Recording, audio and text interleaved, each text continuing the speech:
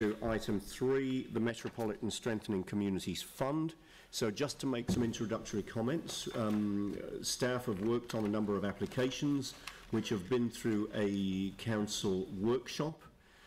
The recommendations coming to this meeting are a combination of those staff recommendations amended with guidance and input from that councillors' workshop. So that's the basis of the meeting today. Our role today is to consider any amendments, and a number have been signalled, and then come to a final recommendation which will be voted on and at the end of this meeting approved, and that's what will be implemented by staff. So Nicola, welcome to the table. It might be good for us to take some comment from staff on this, if there is any comment, and then we'll move to any general questions, and then we'll move into considering any amendments to the recommendation that's in front of us. So Nicola, if you've got any general comments that you wanted to make at this time. Thank you. Thank you, Andrew. For those of you who haven't met, my name is Nicola Thompson, and I'm the team leader of the community funding team here at Council. My team has been responsible for the oversight and process behind the applications that you have before you today. The huge task of assessing these applications has been undertaken by the advisors you see sitting in the seats behind me. The purpose of the Strengthening Communities Fund is to support community-focused organisations whose projects contribute to the strengthening of community wellbeing in Christchurch. Successful organisations are those who demonstrate that they are sustainable, strategic, community-focused groups who have a significant presence in their community of benefit. All applications to the fund must demonstrate sound governance, appropriate financial management and good reporting practices. They must have the operational capability and capacity to deliver the outcomes that is agreed. I'm pleased to be presenting this report to you for your consideration of the 2018-19 Metropolitan Strengthening Communities Fund. To support this process, we've provided for your information the Council outcomes and priorities, the Strengthening Communities Fund criteria, and a decision matrix document which outlines the requests being sought from the fund. The matrix details the applicant grants requests, their core organisation details, staff assessment and grant recommendations. All applications presented to you today have gone through a process of assessment, firstly by individual advisors, followed by a collective review at a staff collaboration meeting.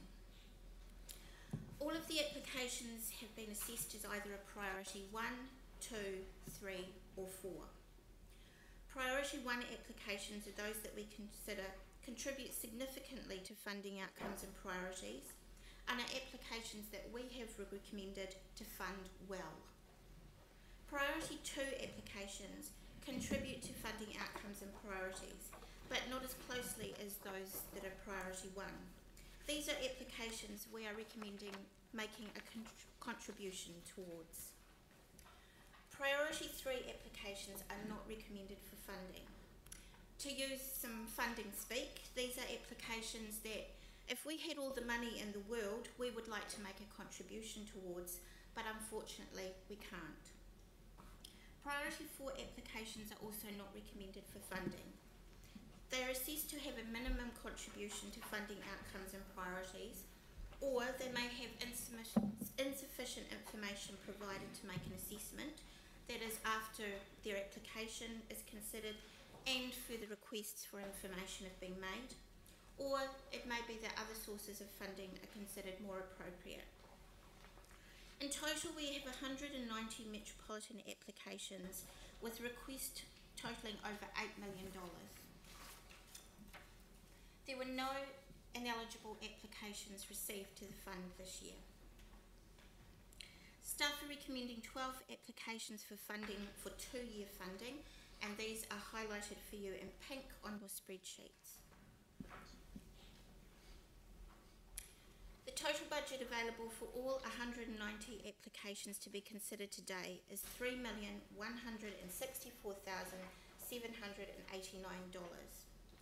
Staff have made recommendations totalling $3,153,300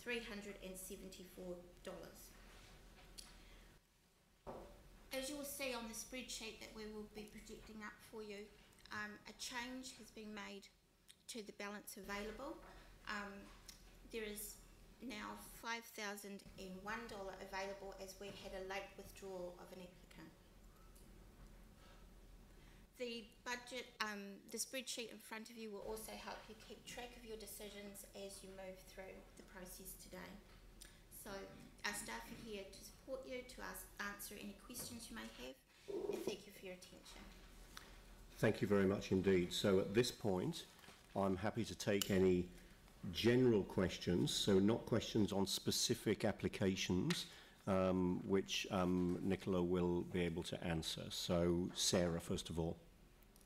Thank you. A couple of questions. The first, you commented that those priority 3 ones, if we had all the money in the world, but actually they meet all our funding criteria currently, and it wouldn't need necessarily all the funding in the world, but just some, if we had more council funding available, we would choose to fund some of those because they do contribute to all of the outcomes that we're looking for. Yes, yes, right. we would. Thank you. Jimmy. Okay, thank you. One general question. I sent an email to you and John Fassel regarding to the, within the multicultural sectors, compare this coming year and the previous year, which project or projects has been reduced for 25% and above. But I got a reply from you, maybe take a week, no resources. But let's only focus on the multicultural sector rather than whole project. I just don't know what's the rationale, cannot get this information. So Jimmy, I'm going to ask John Filsell to respond to that question. Okay, thank you. Yeah. Look, thank you, Jimmy. We got the requests, and on each request we provided as much information as we possibly could. We did make it clear that the reason we couldn't provide the rest would be the time and resource taken to do that, and we also gave a few points on the relevance of the information that you were asking for. So the reason we couldn't do it is, one, the very short notice. The one request came in essentially this morning, and the rest was the other one was a couple of days ago. We've done what we can, but we can't do any more in the time frame, and we sought to give you some information back on the value and the relevance of all of the information you were asking for. So we haven't got that information and we can't provide it. Thank you. Thank you. So I've got Phil, Glenn, and then back to Sarah. Phil. Thanks, Nicola. Can you just give us an indication, like where a group is withdrawn, like it has for this round? What are you able to tell us? What sort of priority of funding they had been eligible for? I believe. I couldn't find it.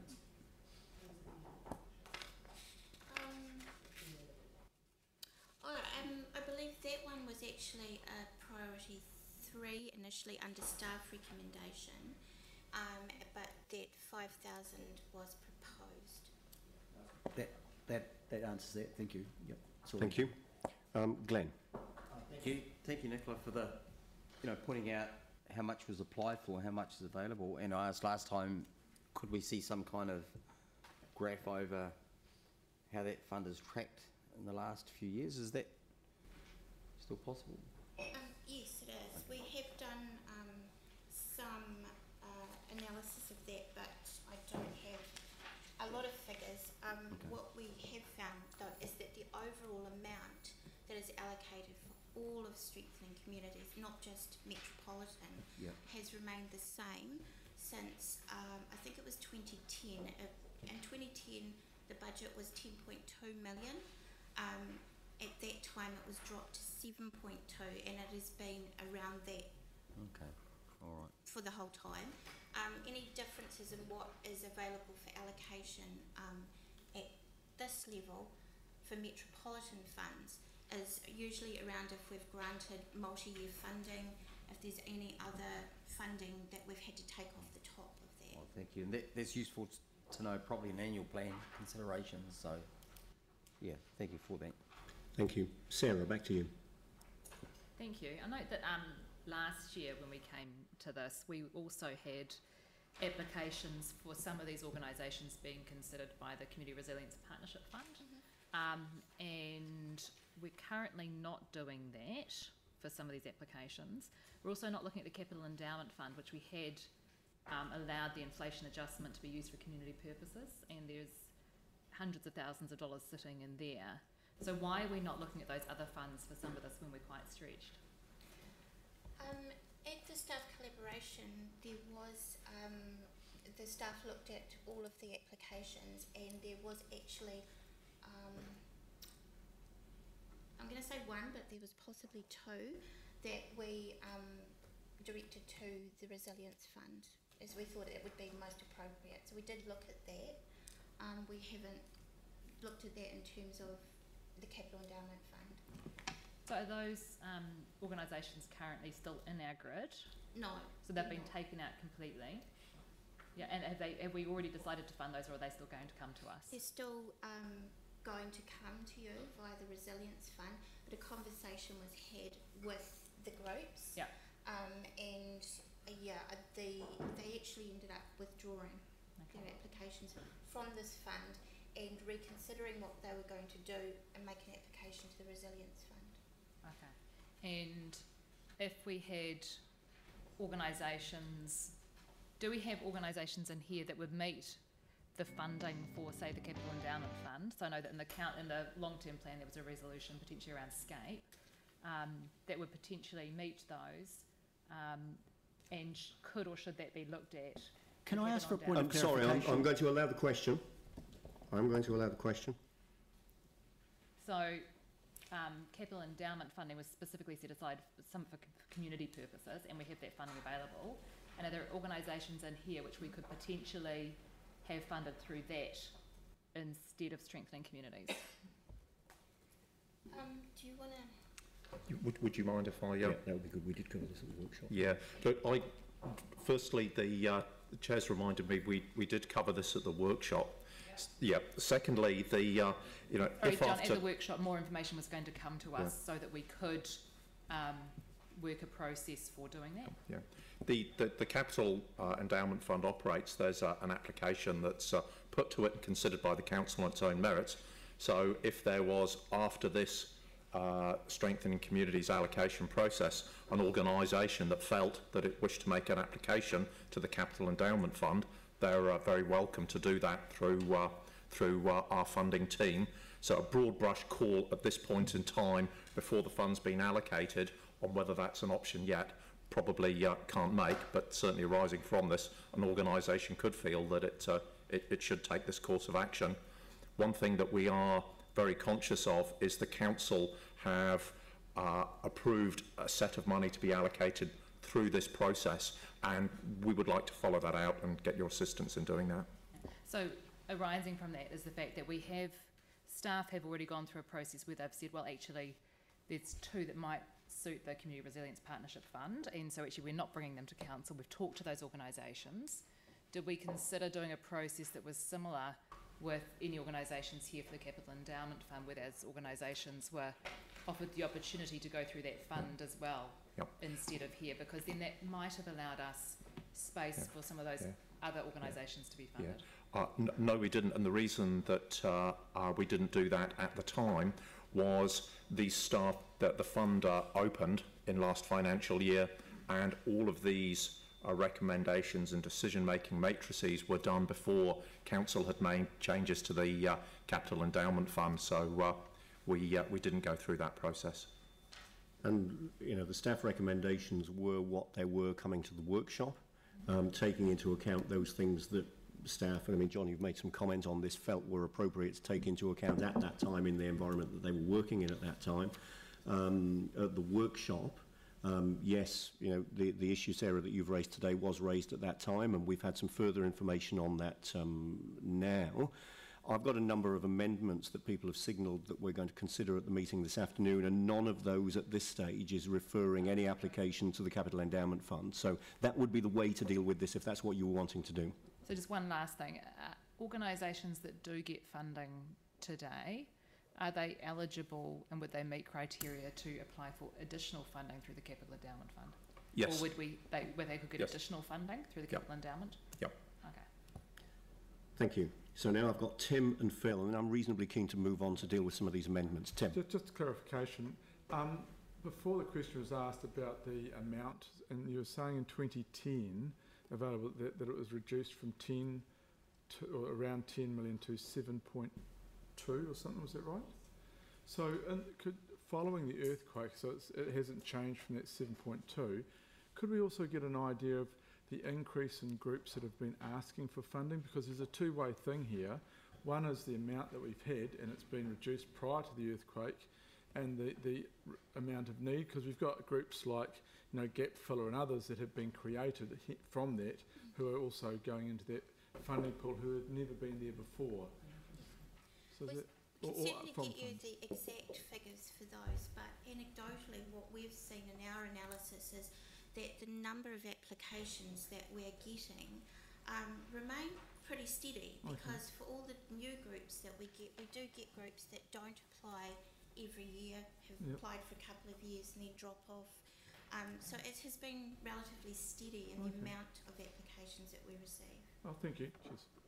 Thank you. And then finally, Phil. No, actually, John answered the question. So you're happy? That's fine. Thank you. That's great.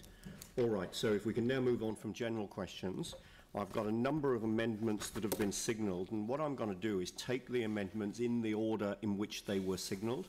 So there has been the opportunity since the workshop for councillors through a process to signal those by email, and a number have been raised verbally since that time as well. So I'm going to take the amendments in the order in which they've been signalled, which means that the first amendment that we'll deal with is an amendment from David East.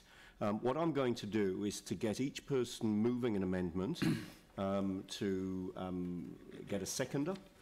At that point, just a very brief introduction, a kind of no more than 2-minute introduction as to the purpose of the amendment and what's intended. Then there'll be the opportunity to ask questions to staff if required, and then we'll debate if required and take a vote on each amendment.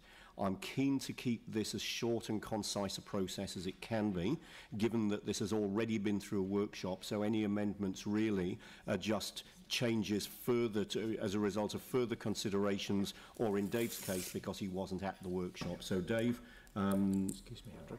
sorry, just one.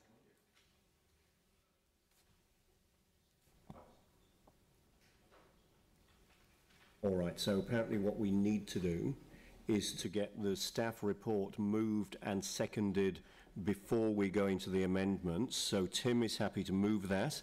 Dion is happy to second it. So if we can then take a vote on that? No? So just moved and seconded? All right, so moved and seconded, so that's the staff report.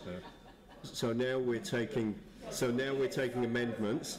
So Dave, I'll come to you for the first amendment, and if you can detail the application number, speak to it briefly, and then we'll run through the process I described. Thank you, Mr. Chairman. I think we're looking at item 178, and apologies that I wasn't able to be here for the earlier workshop. I'm putting forward this application because I feel that in the city it's one that resonates quite well with the aspirations of this fund, and it caters specifically for access to the beach for disabled people in all forms of disability, in providing a mat where they can access the beach with a wheelchair, walking sticks, crutches, all sorts of things. And there was a trial last year with a fairly narrow mat. It was quite coarse. It was extremely successful, and I think I'm very keen to see this this application be funded to a degree, and I'm proposing that the $5,001 be applied to this this application, and I believe Sarah Templeton's happy to second it. Okay, so this amendment's moved by David East, seconded by Sarah Templeton, and we've captured the amendment. A few technical issues here.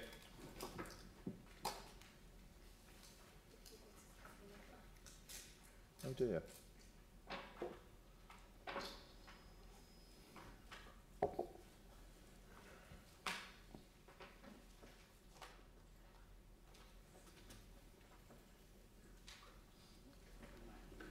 Okay, so the amendment is to add $5,001 To to 178. 178, taking that from the balance which we have got on the spreadsheet as described in the opening comments. So moved and seconded. Is there any debate on this? All right, so I'll take a vote. All those in favour say aye. Aye. Against? So that one's carried. Thank you. Okay, so next I'll come to an amendment that's been signalled by Pauline Cotter and seconded by Phil Clearwater. Pauline. Yeah, so thanks, Dean. I would like to move that the grant for Keep Christchurch Beautiful, which you'll find on page 127, is increased by 10,000. You note that number? To 20,000 altogether. Their original application and what they have been receiving for a few years from the council has been 30,000, and that's mainly for the administrator's salary. Now, to receive 10 is a considerable decrease, and I think their projects will be at risk. I think this group fits in with a lot of the council's activities and our strategic directions. They're working directly with the community and keeping our city clean and our waterways, and also with 35 to 40 schools. They've got great programs. I think that if we can get them up to 20,000 again, that's a reduction of 30% of what they've historically been receiving. So I think I have a seconder. Yep, Phil Clearwater would indicate that he would second this. Thank you. Are there any questions for staff on this one? Jamie.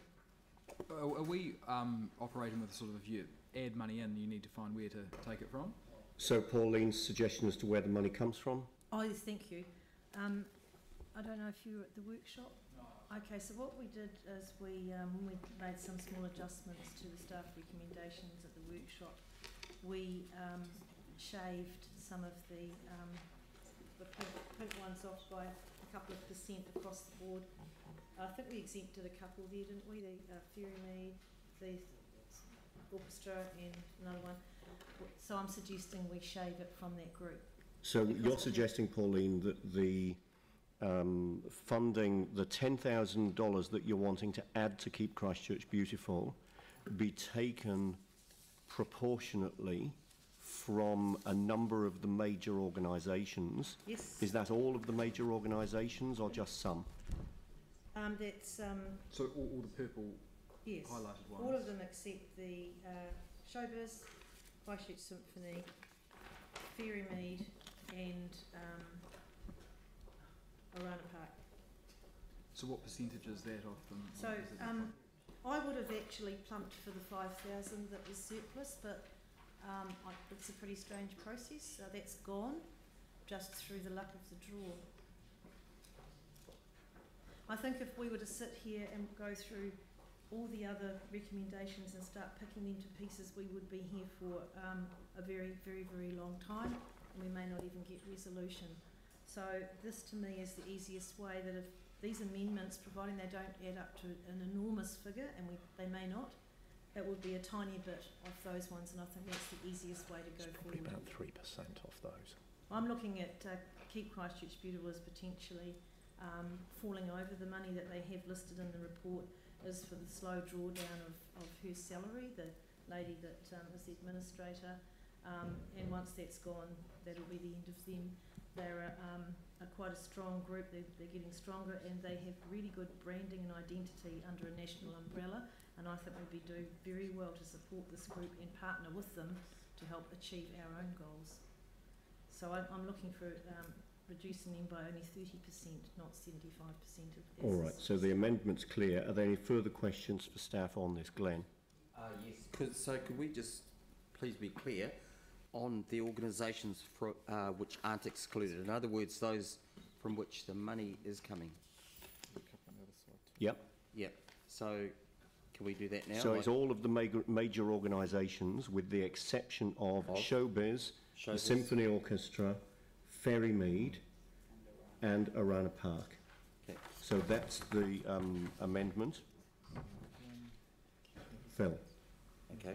Can I speak to the... Yep, once we're done with questions, then we'll move to debate. No further questions? Jamie? Are staff going to write that up? Because, you know, I don't think anyone's doubting, you know, the quality of the debate or the argument for that. It's just, I guess, more a procedural thing that would be really good to see exactly what that percentage is and in dollar terms what that means for those organisations which are having some of their funding shaved off. With so, and if that's up there, then we can sort of move forward. Split, so what might be quite good is to get them all and then adjourn. Just Community House. It's coming off the court. Community House. Yep, so Community House, Mayor's Welfare Fund, New Zealand Trust, which are trying to start in New Zealand, Christchurch. Yeah. Thanks, Tim. all right, so John's in a position to give an indicative... I mean, given that this is a dynamic environment, it's difficult to come up with exact numbers, but John is able to give an indicative amount, which hopefully Jamie will go some way to asking the question that you've answering the question that you've asked. John? It's about 3%. Sorry? 3%. Yep. So if all of the amendments that are going to be put this afternoon... Yeah. If all of the amendments that have signalled are going to be put this afternoon were to be carried, the effect on the major organisations, indicatively, would be around 3%. Oh, sorry, Andrew, that's just for that one individually. Just this one? Yeah. Yeah. That one is 3% to get $10,000. Yeah. Off one, which are our Organisations priority that are ones, the most affected, yeah. important Yeah. of our important ones, for Yeah, something yeah. that's Which have already been shaved. priority two. Okay. Mike? Just to confirm, we've already shaved off 3% From the staff recommendation, correct? Okay. And so it would be good, before we start doing these individually, to realise the impact, because every single member now is going to be wanting to shave off money from these major organisations. So, yeah, I think we just need to be a little bit careful how we proceed. Yeah, I mean, given the sentiment that you're hearing around the room, Pauline, is there something else that you're comfortable with putting this amendment the way that you're crafting it?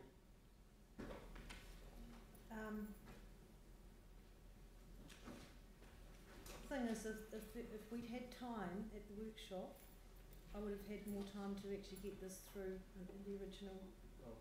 When we agreed to that, I feel like that we were very rushed the other day. I don't think it's particularly fair, and the fact that $5,000 is allocated originally to the person whose amendment was pulled out of the hat first is not... Well, no, I took the amendments in the order that they were signalled. The amendment that we took first was the only amendment that had come by email prior to the informal discussion that occurred prior to this meeting, where the person who had sent the email was also present at that meeting. So I'm taking the amendments in the order that they've been signalled, starting with emails that were received according to the process that was outlined previously. Go into debate whether that's the strongest process as well.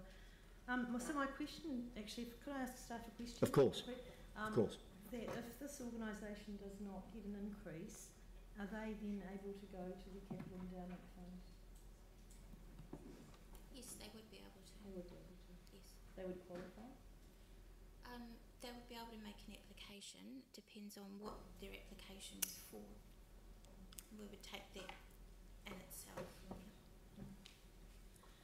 So, I don't know. I'm not really getting a feeling that there's a lot of support for this around the table. So I'm wondering whether perhaps we should try. I don't know what the process from here is to amend the amount. If that would help. Yeah, I mean, you may want to just put the amendment that you put. You know, you've got an amendment which you've moved and it's got a seconder. Would you? Yeah. Yeah, so take it down by another 2,500. So it's 17.5. Yeah. Okay. That's fine. So the amendment is 17,500 from the major organisations that have been signalled. Pauline, you've spoken to it. Are there any further questions? Dave? Yeah, we sort of heard that at 5,000 it was going to impact by 3% on all major organisations. You've got a number of other signalled amendments. If they were all approved, what would be the overall shave of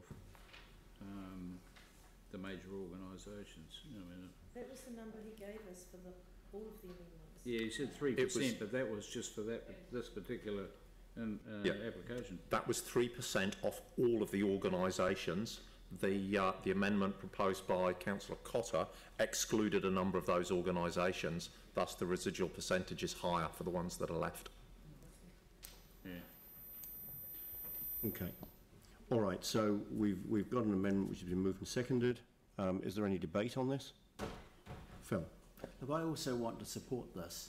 I think it's well known that Keep Christchurch Beautiful have been the umbrella organisation for a whole lot of clean-up parts of our city for a long time.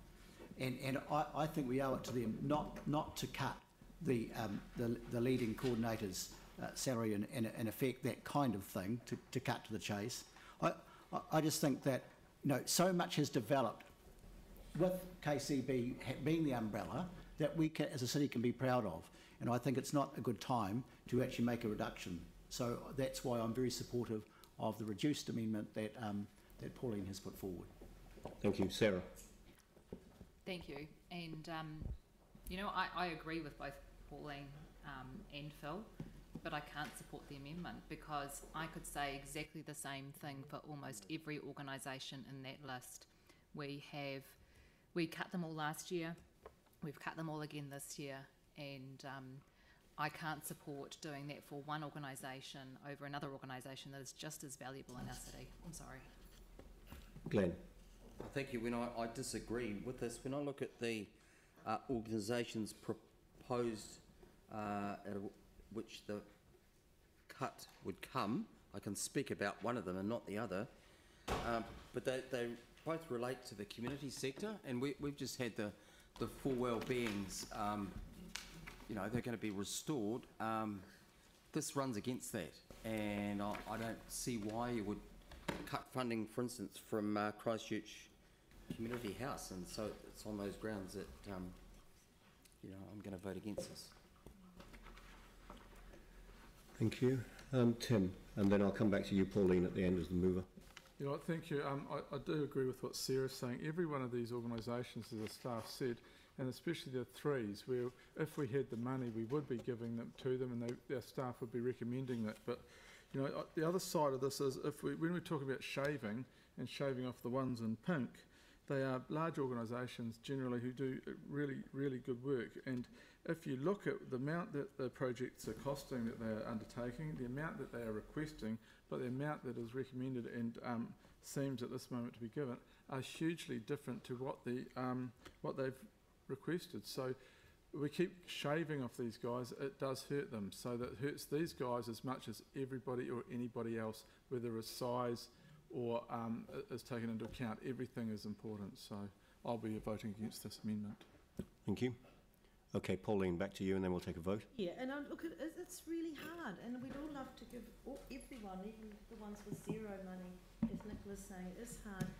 I just come back to the fact that to reduce an organisation by 75% with the stroke of a pen, with no warning, and that organisation to potentially and probably will cease, I know they'll be determined to look around for money, but it does put a lot of strain there, and you know, everybody is tight, all the other organisations are tight for money too.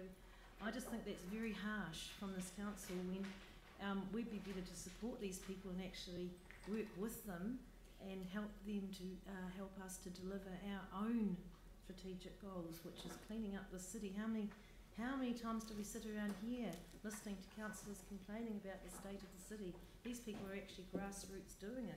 And yes, the big organisations are really, really important, and I'd like to give them all way more as well. But I think the small grassroots organisations, this one's running on $30,000 a year, and a ton of volunteer hours, and this administrator does a ton more work than she actually is paid for. So it's that kind of gold you've got there, and I think these are equally worth supporting as well. So there'll be, even if my amendment does pass, and I do hope it does, they're being reduced by probably around 35% to 40% now. So I think we need to bear that in mind, that we need to really look after these grassroots people. So I do hope that you support this. All right, so I'll put the vote. All those in favour say aye. Aye. Aye. Against? No. Can I have a show of hands for the ayes? 1, 2, 3, 4, 5. So that's lost. Okay, moving on to the next one. Canterbury Resettlement Resource Centre. So, Jimmy, this is yours. I've got a note that it's moved by you, Jimmy, seconded by Anne. Could you speak to it briefly, and then we'll take questions? Thank you. Thank you, yes. This is Canterbury Refugee Resettlement and Resource Center, because I try to move the increase from the original 15K to the 20K, increase the 5K, because I review all those funding, the history, and also their workload and moment, so I suggest 5K more. You are all aware, you know, the mayor working together with the Minister of Immigration, the announced last Saturday, particularly emphasize Christchurch as a city of refugee resettlement center again since the 2011 earthquake. And also the council, we have launched the multicultural strategy for almost 1 year. I review the funding, the granting, all those one, before we launch this one, and after we launch this one, particular focus on the multicultural sector, not any increase, the funding, still the same the funding. And we compare those the ratio. At the moment, 25% is in relation to the multicultural group, but funding is only around 10% only. The other ones we can assume, you know, after announced this kind of the Christchurch as city of refugee resettlement center, the workload for this group will be increased significantly. So that if we drop the 25%, because of 20K you drop 5K, you know, then how they can make that happen? Last year, previous year, always 20K. So that's my recommendation. All right, thank you. So this is moved by Jimmy and seconded by Anne. And the source of the additional funding, so what we're looking at here, hang on, what have we got in front of us here? In the workshop it was a percentage of major organisations. Yeah. All majors, and that's about point. So this is all of the major organisations you wanting to take the funding from proportionately across the stable of all? But I was told by my fellow council, they're pretty concerned, showbiz, symphony, fairy May, you know, and also around park. So this 5K, I deduct all those one, maybe 0.5% can meet the needs. I just want to know whether, John, you can estimate how much if exclude these 4 projects. So your proposal, Jimmy, is potentially to exclude the 4 projects that you've just named? Yeah. Okay, we need a firm amendment as to where the funds are coming from. Maybe the staff can give us the recommendation. Well, no, maybe you can move an amendment which has got a clear recommendation as part. That's what we need. I mean, if you need some staff advice in order to determine that, that may be what you're about to get. But we need a firm amendment so that people can choose whether to vote on it or not. So, all right, John's just working on an answer. Yeah, John's just working on an answer. Is it? Yes, it is. Yeah, okay, so Tim will take your questions and then John will provide the advice that Jimmy's asked for. Thank you. With regards to resettlement of refugees, etc., what part does the government pay financially with regards to that? Or is it all on the council to fund these sorts of these groups?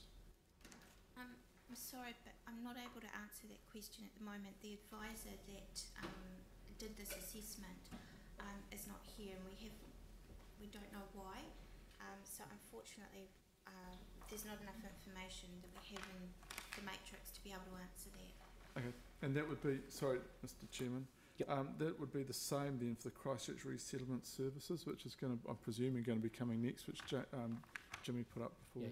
Yes, she did that assessment as thank well. Sorry. There's a difference. All right, thank you.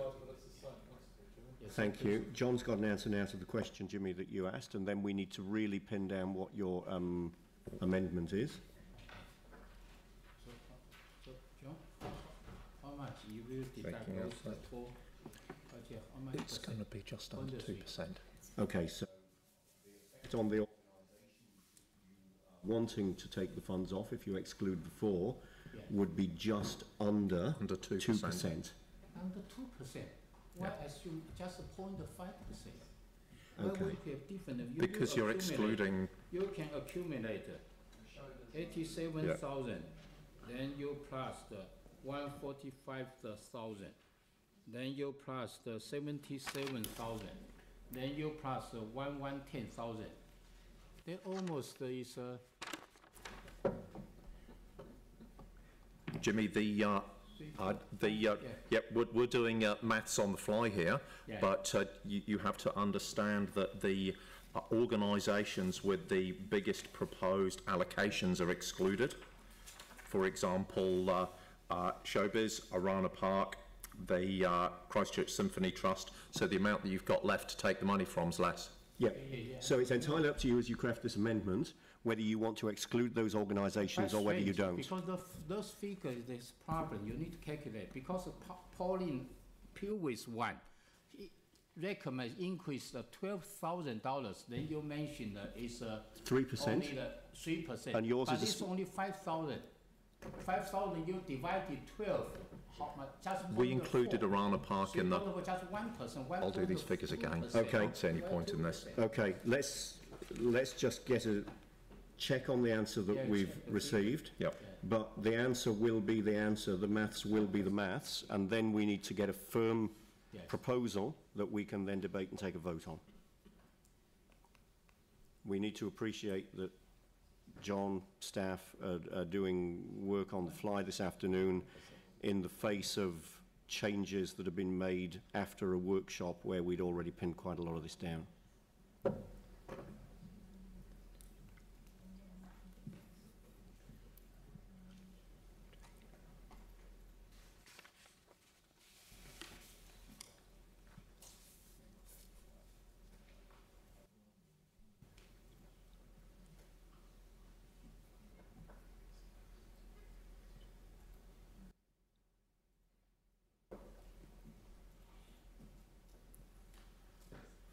Request was 5,000. Yep, so the increase is 5,000. Maybe 1.2 from my brain. Sorry, I get 1.2. Yeah. Yeah, so I got 1.8 last time. It's So 1.2%. All right, good. Get my one right. Yes, I did. Yeah. So, yeah. So Jimmy, now that we've got the answer to that question, what's the amendment that you're proposing? My proposal is from the increase of 5K. Yep, and the funds are coming from? Funds coming from, I mentioned to you. With those exceptions? Yeah, all those, okay, yep. All right, so that's the proposal? Yeah, that's moved and seconded. Are there any questions for staff on this? Phil? No? Is there any debate on this? Phil?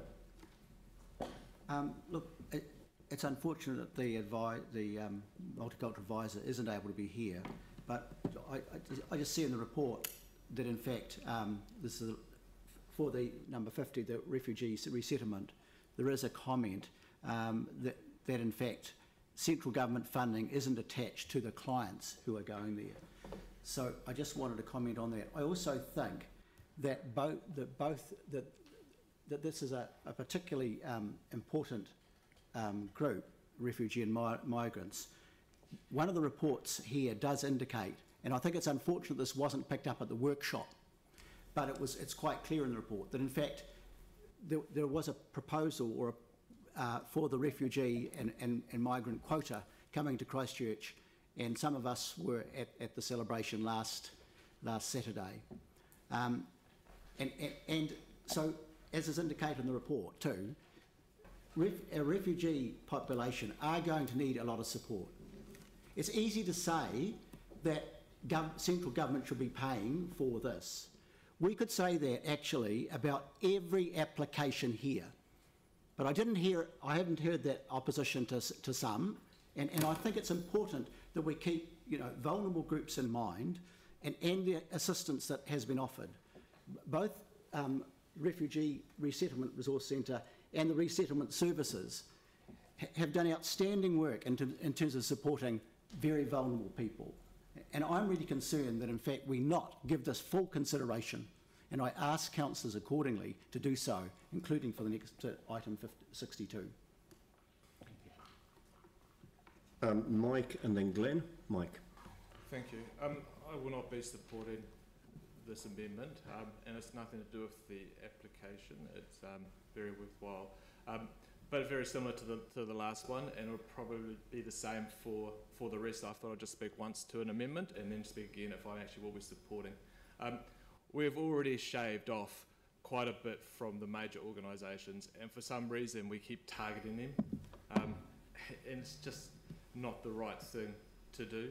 We went through a workshop, we worked it all out, and there was plenty of time in those workshops to discuss things. It was not rushed, it was talked through very well. So I will not be supporting this amendment.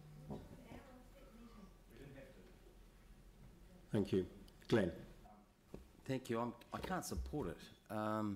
There's a slight element of a bit of a Pyrrhic victory in some of these, because if you support this, it comes at the price of, e.g., one of the groups that's not excluded, being the Christchurch Community House. So it's kind of, one, in supporting it and doing that, it kind of serves to,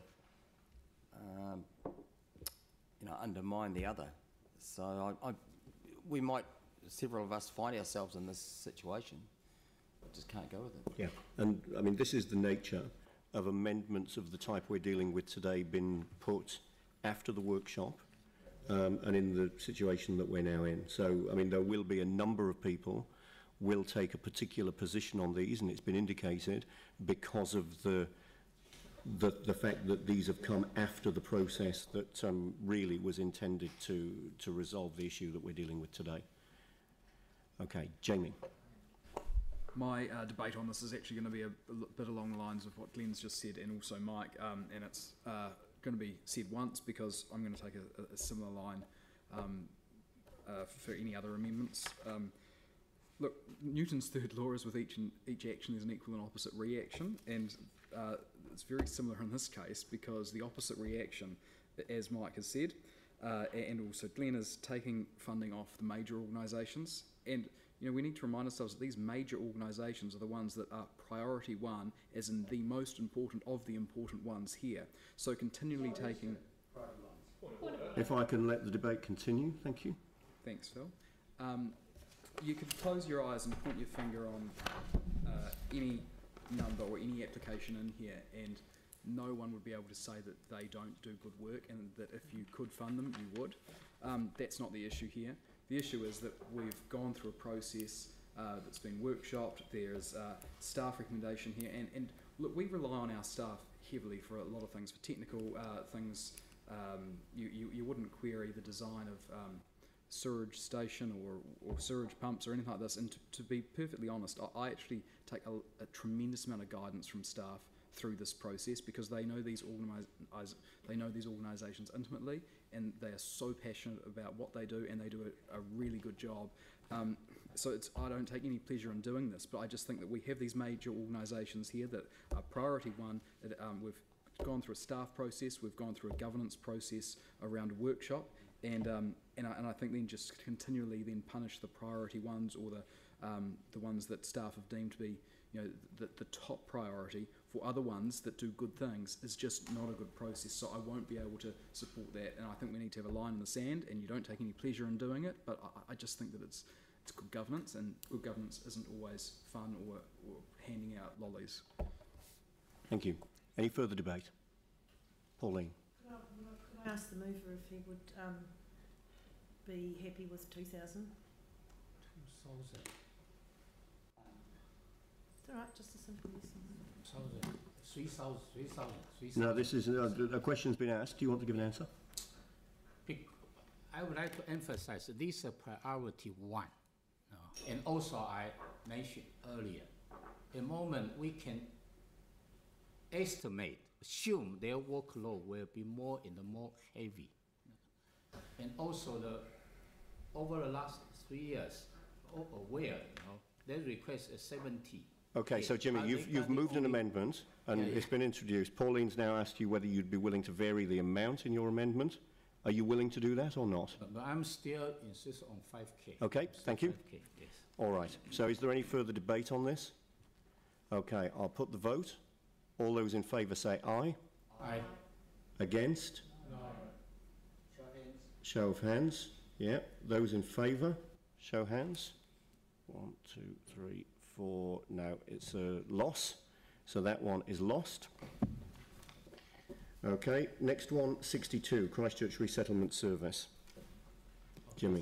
Thank you, Chair. Yeah, this one I cannot say it's similar to the previous one, but this one is more kind of crucial and important because while that particular is perfected, help those the refugee and their family the mental problem, and also to help them to to promote the well-being and resilience, etc. And also we review the past 3 years, so even more, because I request giving those information. Every year we're going to funding for them is 40K. And also we are all aware they done the excellent job, particularly for those the mental problem. This long-term kind of need to be the treatment to help those refugees and their family one. And also the moment the government announced this Christchurch as the city of the refugee resettlement center, their workload will be more and more the heavy. This probably after the couple of months, they have 20 the refugee family will come next year, another 40, 60, and also in the future, probably at least up to the 100, the refugee will come to this city. This is probably one of few the refugee agency, probably one, to do the least kind of mental problem, etc. So I suggest, but because our funding is very restricted, at least they cut for 37.5%. I request 5K can reduce those only the 25%. Because of previous 3 years 40K, increase the 5K up to the 30K. But still, if that's true, still we reduce the 25% for them, 5K. So you're proposing to add 5,000 Yeah. on the same basis as the previous one, with the same exclusions? So last one they lost, yes. Thank you. Are there any questions on this one?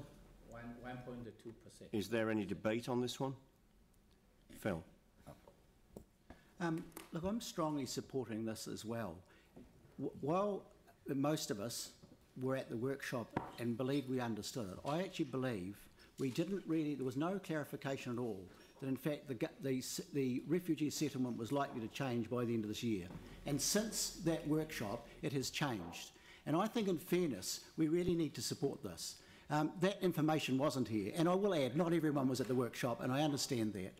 But there's one of these programs is for women to be able to have their from other ethnic origins to be able to have their own swimming, and that's part of their culture. I really think that we need to support these minority groups, and I ask councillors to do so. Thank you. Any further debate? Glenn. I think the problem I'm finding, Jimmy, is the exclusions. So if they were changed, I wouldn't see it as kind of one step forward, one back. If you look at, for instance, if you took them from the arts sector, my vote might be different. It's gone up, arts have gone up a whole percentage from what was requested to recommended last time, and they still have quite a big chunk of the overall pie. So, you know, if that was changed, it'd probably get my support. But the exclusions you have now, which are the same as last time, I just can't go with. Thank you. All right, so we've got an amendment which has been moved and seconded. We've had questions, it's been debated. I'll put the motion. All those in favour say aye. Aye. Aye. Against? No. Show of hands for the ayes, please. 1, 2, 3, 4, 5. So that's also lost. Thank you.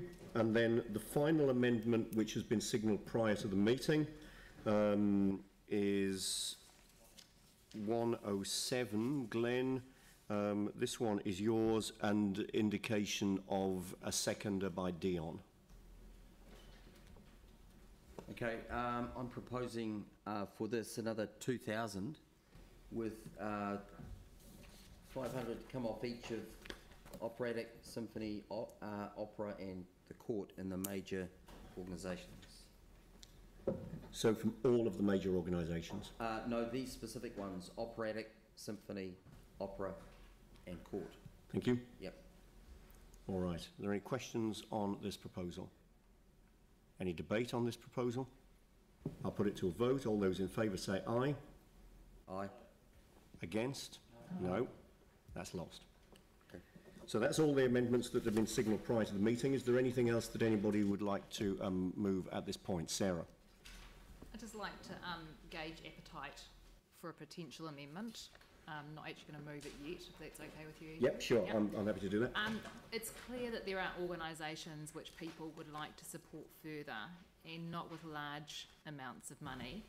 So there is the potential in this process for us to do what was signalled in our long-term plan resolutions, which is to specifically take out one of these applications and put it to the Capital Endowment Fund.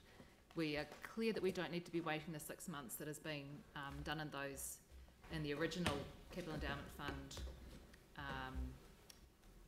resolutions, because they have been coming to us ad hoc and we waive the process. So I was wondering if there was appetite, being that we would be the decision makers on that particular application anyway, to move what people are currently comfortable with, which is the $40,000 for SCAPE, which we do want to give them, to the Capital Endowment Fund and have that come quickly, which would open up $40,000, which in the amendment could go to organisations which we have signalled we would like additional funding for. So that is it's canvassing the room. It would depend, we'd maybe get advice on how quickly that application could come, because we do want to fund SCAPE. It's clear none of us have moved to get rid of the funding for SCAPE. We really want to fund this organisation, but it's one that got signalled in the Mayor's recommendations for potential capital endowment funding, depending on how this process went. So I'm just gauging appetite at this point, Andrew. Are there any questions that you wanted, Sarah, are there any questions that you wanted to ask of staff in order just to inform the appetite a little bit better? It would be the how quickly could we get that process done. I know that during the long-term plan process, we got through, Mary's not here, we had one done within 3 days, one application that was done specifically for long-term plan capital endowment funding for Enviro schools was done within a couple of days, so whether one could come to the next meeting. So I think, that's certainly one of the questions, how quickly could it happen? The other question that I would have, and I'll add it now as well, just so that we can get John to comment on both, is what the likelihood of something meeting criteria for Capital Endowment Fund would be as well, just so that we can get some comment on that. So John, if you want to speak to this in a general sense, addressing the two questions that have been asked. The two are intrinsically linked, because the nature of the application from SCAPE, and it would have to be an application from SCAPE that was received by us that we put forward to you guys, they would have to trip the switches. So to engage SCAPE, get a valid application, go through the due diligence, just strategic alignment, but most of the time is financial. We don't want to be recommending poor decisions. I would say that you'd be in a position to make a final decision in just under a month. Can I just follow up on that? So during the long-term plan process, the Enviro Schools program came to us, Yep. and there wasn't a full application from them to the long-term plan. Yep. But staff were able to do an assessment without further engagement with them, or maybe Yep. just a couple of phone calls. Yep. And get that to us. Yep. So I mean, and other things, we have just simply referred the current applications rather than getting a whole new application from an organisation. Yep. And is that possible too? We could just refer this application Yeah. in a resolution to the Capital Endowment Fund. We wouldn't want to refer an application directly to the Capital Endowment Fund if We we have didn't. done that in the past. Because that means Okay, let's get the answer from John. Yeah, I mean, it's just gauging appetite. Yeah. If people are just happy doing what we're doing, that's fine. I'm happy to fund them, absolutely. All right, So- let's get the answer to the question from John, and then we'll gauge appetite, unless there are further questions. So, John. The process to get a successful result will be to engage with SCAPE to get an application that will succeed and has all the information there for councillors to make a decision on the fund. Then we go through the financial analysis.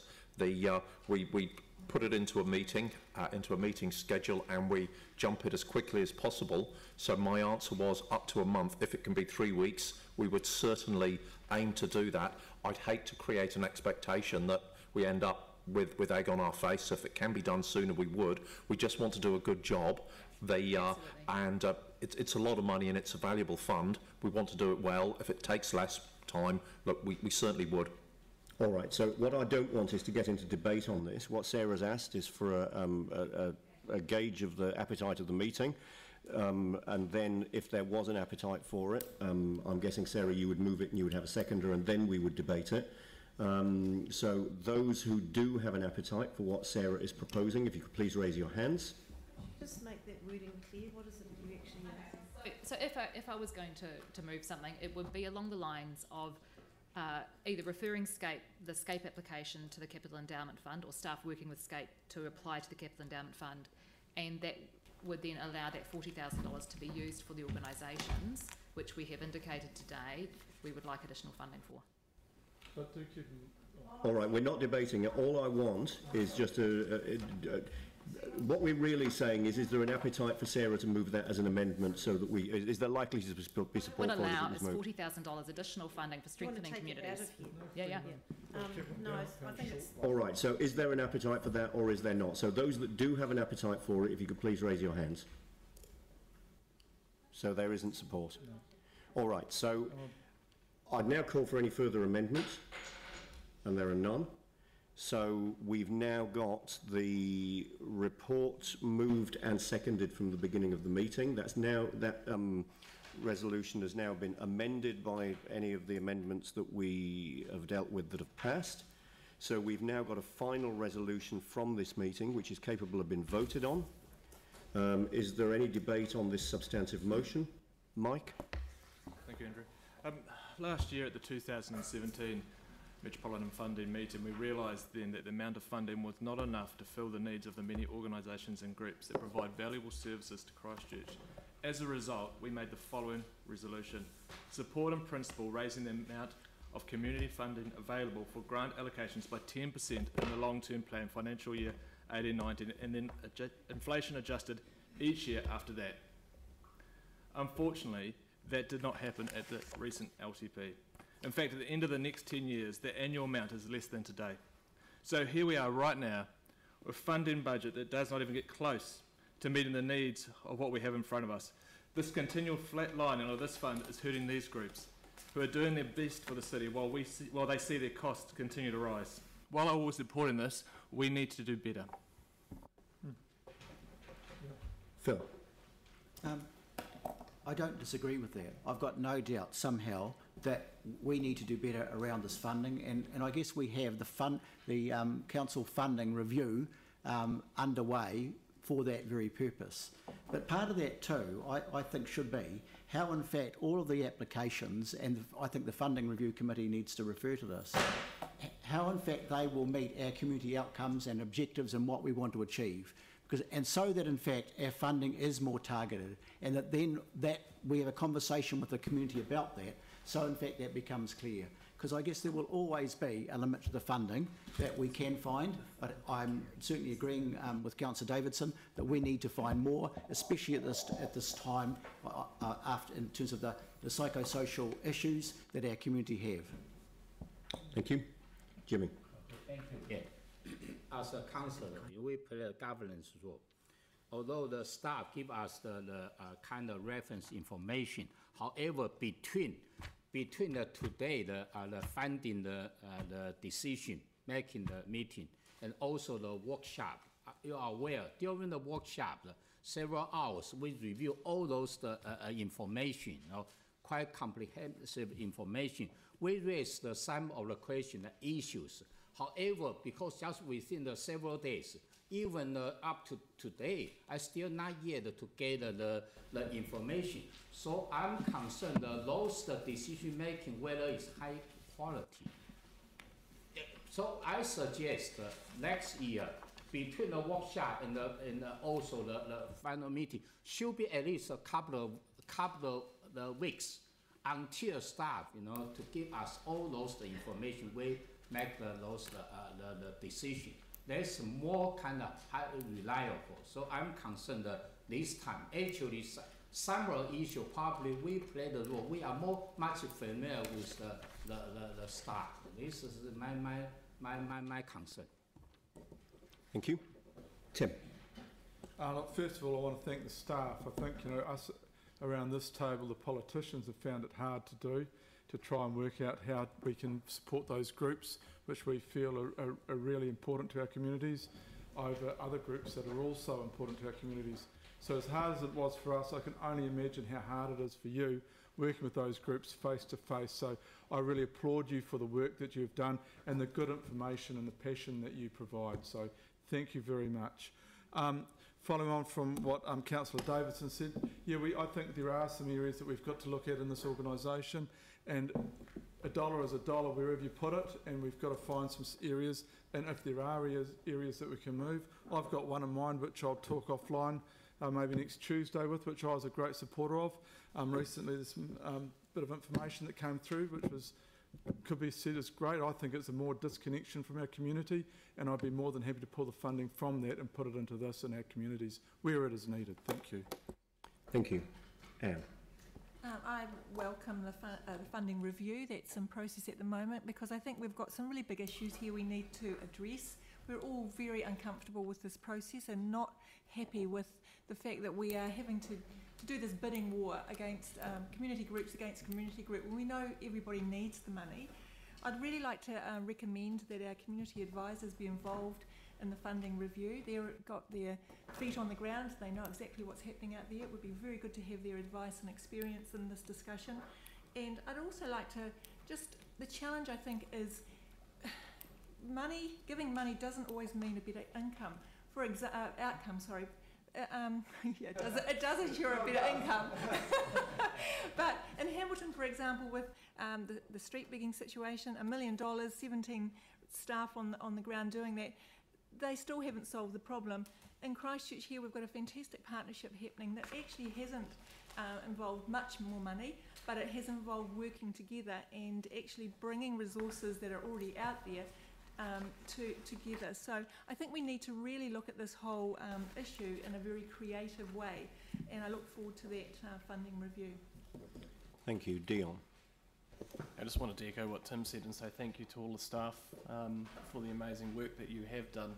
I can't imagine how, when we're discussing it here, that, you guys are talking to these applicants, and you're going to have to go back to some of those people and sort of give them the news that they're not going to get what they needed in some cases to survive. And I just wanted to sort of also say, echo kind of what Councillor Galloway is saying, is a number of the organisations that I know, not necessarily the ones here, are all facing challenges in funding, and most of them are facing challenges in funding because of the increased costs, the constantly increasing in costs in terms of the regulations and complying with different things, and health and safety acts and all those kind of things that are always on top. And the burden of that is all coming down to what we're seeing now, and it's really not good, actually.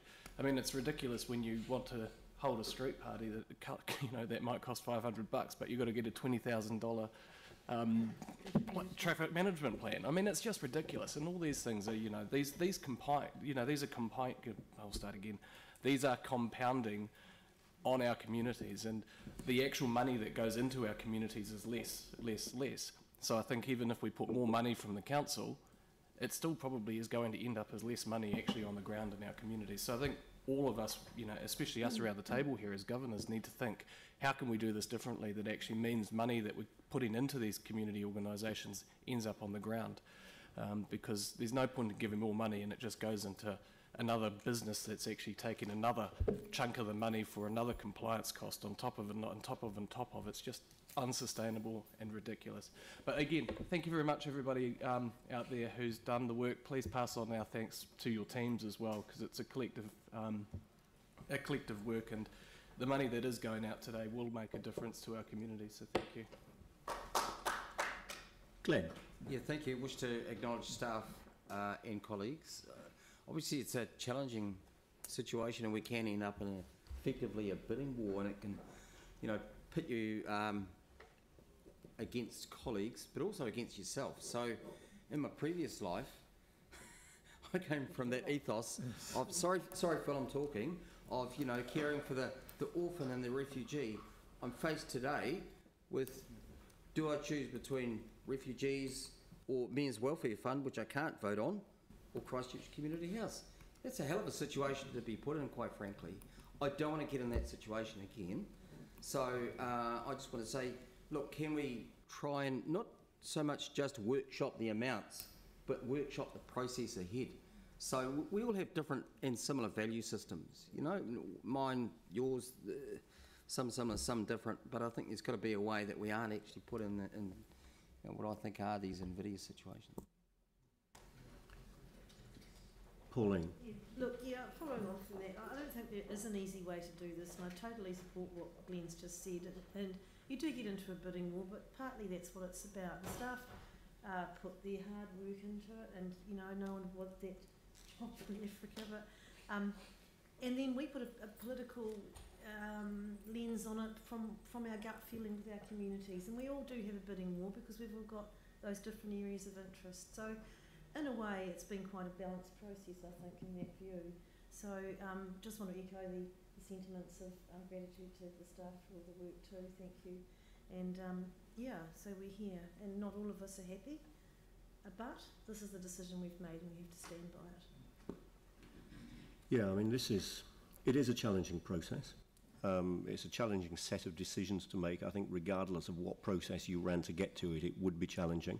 I always find these meetings difficult and challenging to chair, because of course you have got exactly the balancing act and exactly the conflicts which have been described so well by a number of people around this table this afternoon, and it is very difficult to balance the effects of work done by so many different groups, many of them volunteer groups across so many different sectors, all of which have got good outcomes, and it's very difficult to balance one set of outcomes against another when you're looking at quite different outcomes across different sectors. And I think one of the things that comes out of this for me is the huge amount of work which is done by a large number of organisations in our communities, all of which is valuable. And of course, what we've got to do in these meetings in a constrained funding environment is to decide which of those is more worthy of funding than the other, or which of those is more valuable to our communities than the other. And it's a near impossible set of decisions to make. The funding review has been referred to. And my hope is that that funding review will result in a more strategic approach to the way that we make funding decisions, a more joined up process with other funders in the city, and quite possibly a more joined up process around where government funding is both available and appropriate as well, so that we get the best value from the amount of funding that we are putting into our communities. I'd also like to echo the thanks to staff. I'm aware of the huge amount of work that's done before we get to the staff recommendations. I'm also very aware of and very appreciative of the work that's done often in a very reactive way to sometimes unexpected proposals that come out in the workshop and meetings like this one. And I'd like to thank John, Nicola and the people that are in the room and your colleagues for supporting us so well in the decision making that we've already alluded to has been quite difficult, and without the support that you provide it would be even more difficult than we found it. So thank you very much indeed for both the preparation and the reactive work that you've undertaken as part of these meetings and in preparation for them. We've arrived at a set of recommendations. That's what we're going to be making a decision on in just a moment. I think it's fair to say through this process we're never going to be able to keep everybody absolutely happy, but certainly there has been some good consideration and debate both through the workshop and through this meeting today. And as has already been said, the decision that we're about to make is the result of that process. It is what it is, and we know that the funding that goes out to the community organisations that we are funding will be well used and will deliver good results. There's no question about that from the conversations that we've had as we've gone through the process. Sarah? Dave? Okay, so Dave and then Sarah. Thank you. Look, I'd just like to echo the sentiments re the staff input to this process. I'd also like to, and it's been a bit of a hobby horse of mine for a few years, that we have successively over a number of years now reduced our level of strengthening communities funding, and as the pressure on a number of our community groups has increased as a consequence. I think the chairman also alluded a moment ago to being collaborative in our approach going forward when we are talking about a funding review, of talking to our the other funders in the city and others, but also I think we need to look at the other prime source of funding in our city is the gaming industry, and we as a council have this sinking lid policy. So on the one hand we are reducing our own funding to the community, on the next we are reducing the availability of funding out of gaming machines, and the other trusts and organisations around the country and the city are finding increasing pressures on their funding. So we need to think, when we're doing this funding review, a very holistic approach across all sectors of funding in our community, and that's something I'll certainly be advocating when that comes around. Thank you. Sarah? Thank you. This has been a difficult and at times fraught meeting. There are so many fantastic organisations and applications. They have hundreds of volunteers and tens of thousands of hours of work in our communities. They meet all the criteria for funding, contribute to the social and environmental wellbeing and vibrancy of our city, and are all deserving of our support. Council processes mean that if we decline any for funding, they're not able to apply to the community board. And we've not made use of the other funding opportunities available to us, which we specifically resolved funding to be available for. And we chose this. Jamie said earlier in this meeting, if we could fund this, we would. And you know what? We could have. Councillor Scandra and others have thanked staff and drew attention to the very tough job that they have had to do. And I do too. But we are the ones who have made their job harder by not giving them the resources needed to fulfil the needs of our communities. We went through this exact same thing last year, and you decided unanimously that increasing the level of funding available would be an excellent idea. We resolved to add 10% unanimously, and yet a few months later we decided that supporting our community groups to build social capital, resilience and cultural vibrancy wasn't as important as, for example, providing grants to private heritage building owners. Councillor Galloway drew attention to the funding review, and we established it at this very meeting this time last year. It is this funding review that will bring the strategic and political lens that Councillors Cotter and Turner mentioned. Councillor Livingston found it hard to choose between refugee services, the Mayor's Welfare Fund and Community House, and we shouldn't have to. I did consider putting a new amendment to the meeting to increase our community funding, but past experience has shown that while we are willing, the carry-through simply isn't there. Thank you. I'll put the motion. All those in favour say aye. Aye. Against? That's carried. Thank you very much indeed, and once again just echoing our thanks to staff for all the work that you've put into this. and I'll declare the meeting closed. Thank you.